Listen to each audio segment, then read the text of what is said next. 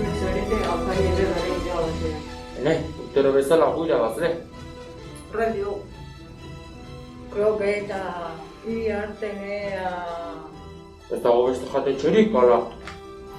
Basoek esan, nora joan nahi duzuen. Arrasira, beti aragia jaten, bada aldatzeko garaia ez? Bai, ni zurekin nago. Beti zuek zarete nora joan erabakitzen duzuenak. Guk badakigu jaten. Tira, ez dut anabasa sortu nahi. Deitu jatetxe madarikatu hortara.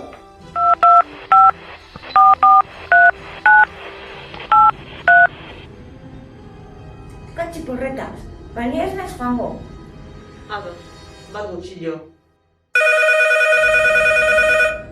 Iriartenea bai esan? Arazo bat daukagu larun bateko bazkarirako. Vegano bat, zeliako bat, ovo-lakteo bat. Ai, ama, beti daukagu zerbait. Bazuek esan zer dakazuan jateko. Beti bezala. Zizka mistat daukagu, basurte kroketak, txerri belarriak, txistorra betea eta odolki fragitua.